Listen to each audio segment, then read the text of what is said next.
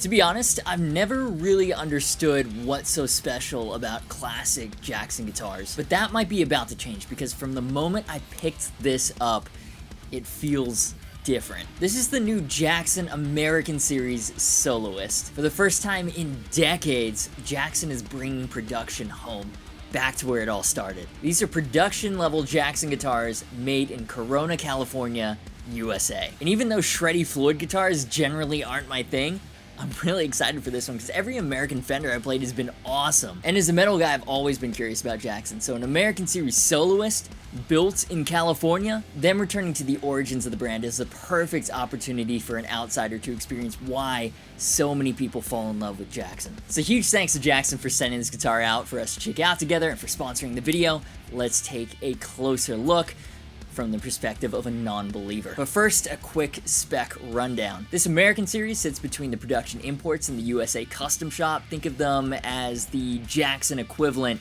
to Fender's American Professional Series. High quality American built guitars that are reasonably attainable and very well spec'd. 3-piece maple neck through construction with graphite reinforcement, love that. Alder body wings, ebony fingerboard with a compound 12 to 16 inch radius and rolled fingerboard edges, spoke wheel truss rod adjustment system, 24 frets listed as jumbo size, but I gotta tell you they are mountainous, which I really like. Direct mounted Seymour Duncan JB in the bridge, then 2 SSL 6s in the neck and the middle. Floyd Rose 1500 series, which is the Korean Floyd Rose 1000 with upgraded stainless steel parts for extra durability and stability. Godot MGT locking tuners, which are premium parts, and the Allen key garage on the back of the headstock, which is very useful. This one is in satin slime green, but if the Hulk color isn't your thing, it also comes in Riviera blue, gloss black, and platinum pearl. So spec-wise, very much typical Jackson, but made on a US production line. It's a really nice guitar,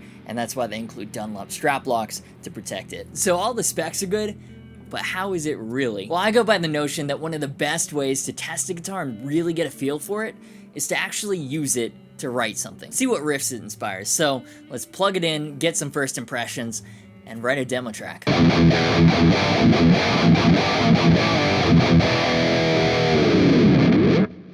Okay, so I just spent like the last hour setting this up. I have still yet to discover the secret to setting one of these up quickly. I'm sure there's an easy way, but the point is, it's set up now.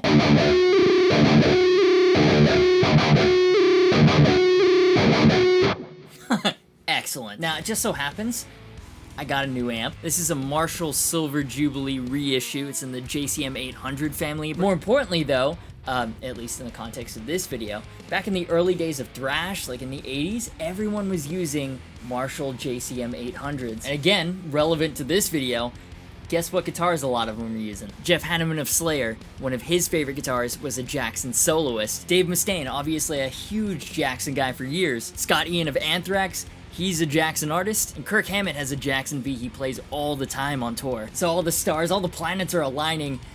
I'm feeling old school thrash for this one. I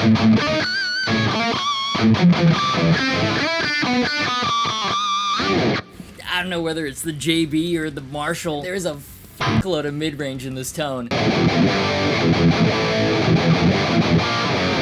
Yeah, we're cutting through any mix. Action is so low on this thing, and the neck is thicker than I was expecting. I'm not saying it's thick, I'm not saying that at all. But I thought with like the pointy headstock and the aggressive shape that this would feel very much like an Ibanez. It doesn't. Especially the shoulders have a little more meat to it, and I really like that. Alright, 80s thrash. Where do we start? They like to do... and then fast, like, stabby power chords. Everything about this guitar is aggressive. It makes you want to play aggressively. Just imagine the drums are doing that offbeat thing, like do-cat, do-cat, do-cat, do-cat. Maybe something a little more interesting than just...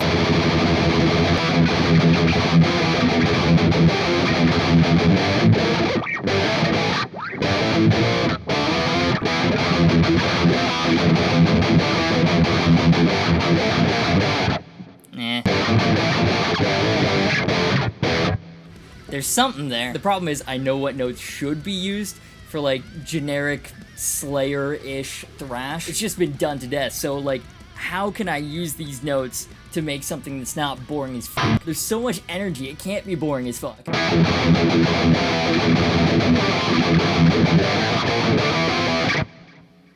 that can work. Yeah, so that's the intro. So then the other guitar goes.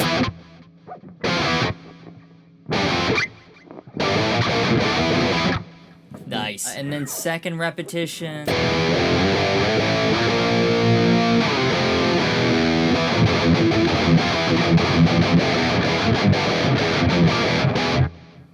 Yep, this guitar is a lot heavier than I thought it would be too. It's not like a Norland Les Paul, but it's not weightless at all. I probably place it at around 8.5 pounds maybe. I also appreciate how fucking enormous these frets are. It's so easy to fret a note. Or fret a power chord, you know what I mean. Now, when I set it up, I tried to make it as easy as possible. It came set up for standard tuning. It's still in standard tuning. It feels really weird. I'm such a hoe for drop tunings. This is literally the only guitar in my house that's in standard tuning, so bear with me.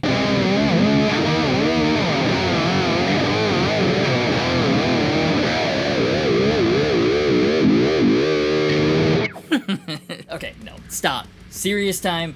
We need another riff. What else do they like doing in thrash? A lot of E, a lot of ascending hammer-ons.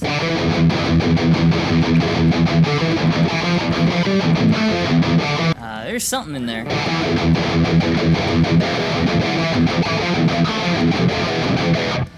Ooh. I gotta say again, how low this action is ridiculously impressive. It feels so good. I think they mentioned this is a guitar that's been around the block for a lot of promo. Like when I got it, I really needed to rehydrate the fretboard. The biggest giveaway though, there were greasy fingerprints on the single coils, which is kind of gross.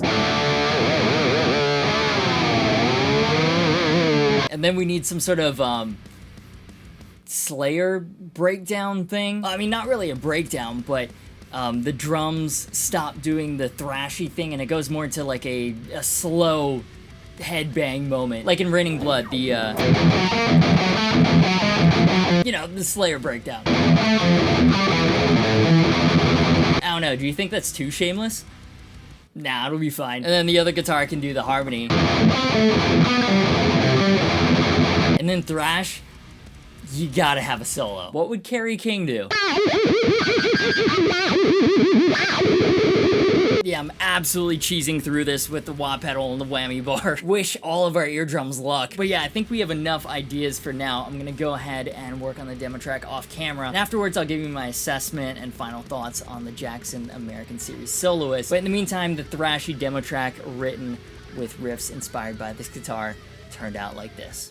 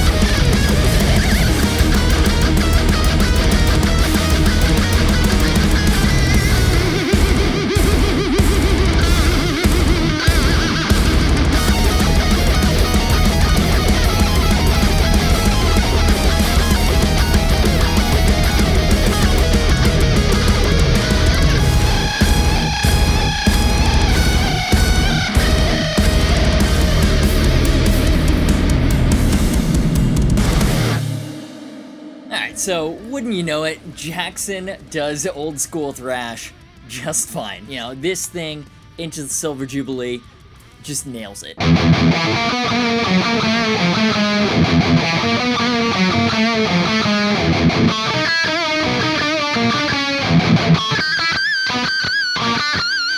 know, these traditional Jackson shapes with the pointy angled headstock, which I don't know I'll ever love, but it's undeniable that Jackson has such a strong identity when it comes to these 80s and 90s metal guitars. One of the strongest in the industry. Cover up the name on the headstock, you still know this is a Jackson. So I went into this really curious about Jackson. As I said, they have a really loyal and passionate fan base, and I didn't get it. But my experience with this American series, though, I think I get it now. There's a certain vibe when you pick this up. You want to play fast, you want to play aggressive, you want to abuse the shit out of the Floyd, and none of that is generally my style whatsoever.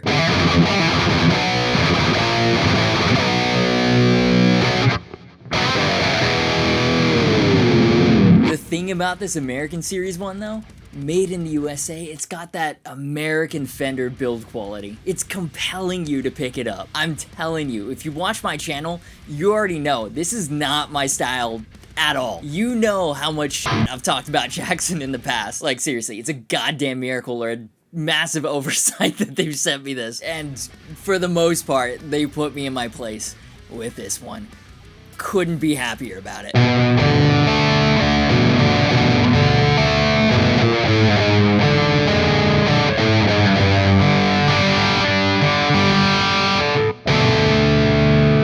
Seymour Duncan pickup combo is classic 80s metal, old school thrash. I think I'm like the only guitarist in the world that isn't totally in love with the JB. It can be such a harsh sounding pickup with a lot of amps, but for what this guitar is built for, to be true to classic Jackson specs, it's really the only choice. And this pickup's such a metal staple that's appeared on so many timeless metal albums for a reason. And I like how Jackson is direct mounting most of their pickups on their newer models. Especially on HSS guitars, it always looks so derpy when you've got two direct mounted single coils and then a pickup ring for the humbucker. This looks way cleaner, much more modern.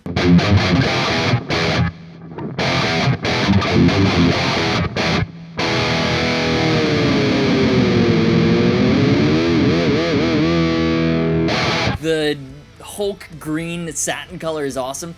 The most pleasant surprise for me, though, is the neck. I was expecting big Ibanez Wizard energy. The Jackson Speed neck has a deep profile, but it's still got a nice little curvature on the back and quite rounded shoulders. So it's thin, but because of the rounded shoulders, there's still something to hold on to. The fingerboard edges have been nicely rolled too, so it feels a little played in and really comfortable. Then you've got the 12 to 16 inch radius, easy to chord on the lower frets, easier for the lead stuff on the higher frets, all super accessible thanks to the neck through construction. And I believe having all that maple running right through the body is probably why it's so heavy too.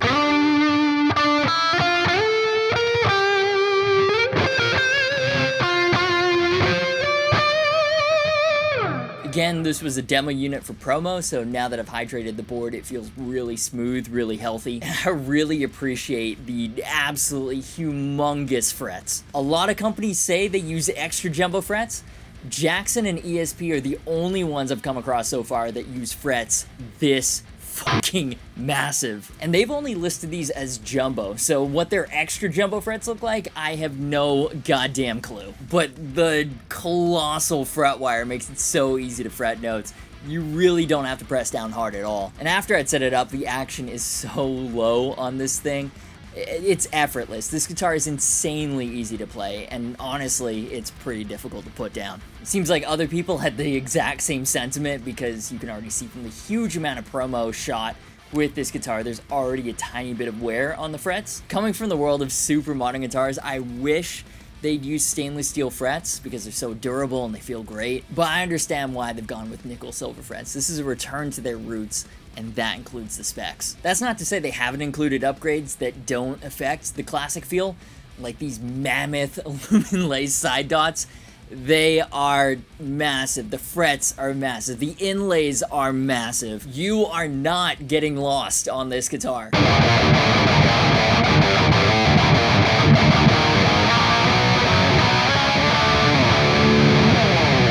And these inverse shark fin inlays are one of my favorite things about the Soloist. They're these giant fucking masses of mother of pearl that are super colorful in the light, and they look awesome. Like, when you've got an ebony fingerboard and real mother of pearl inlays, it just looks higher quality. My OCD is screaming there should be one on the 24th fret, but we move.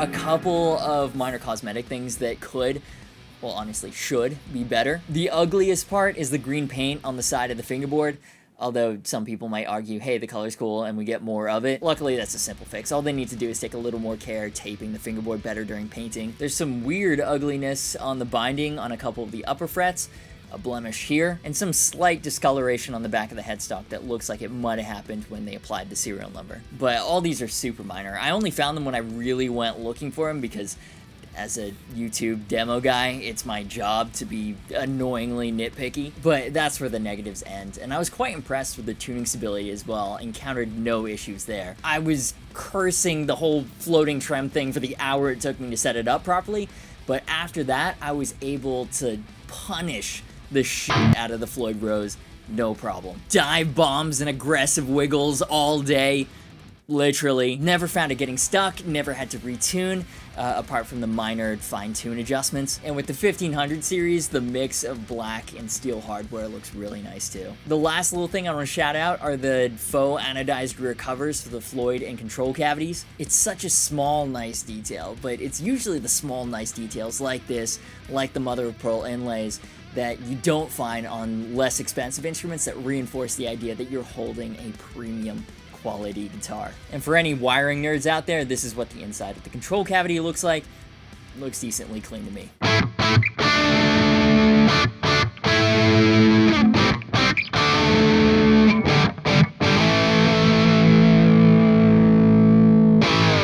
So yeah, for the first time in decades, for the first time in my guitar playing life, probably, Jackson is bringing production guitars home. With the American Series Jacksons, that's exactly what you're getting. Classic Jackson specs, American build quality. The American Series fills that gap between production import and USA custom shop that's been missing for far too long. They've already got a solid lineup of artists: Misha Mansour of Periphery, Corey Beaulieu of Trivium, Christian Andreu of Gojira, Mick Thompson of Slipknot, and with the modern artists from the next generation of metal they're bringing on now, Mike Stringer of Spirit Box, Josh Smith of Northlane, we could be seeing the start of a special new era for Jackson guitars made in the USA. Playing this American Series Soloist, I think I finally get what you Jackson fans have been saying. It's a very nice playing guitar, and it makes you want to play fast. But that's about all I have to say. Here's where I'll throw it to you. What's your take on Jackson guitars, and how do you feel about them going back to their roots with the American Series? We'd love to hear your thoughts in the comments down below. And huge shout out to my patrons for supporting the channel. Their names are on the screen right now. If you want to support the channel and get bonus extras, link to that in the description. YouTube has also added a membership thing, and it's a nice way to leave a tip if you're enjoying the content. Social media, Discord, and affiliate links are in the description. As always, thank you so much for watching. You've been awesome, and I will see you for the next video.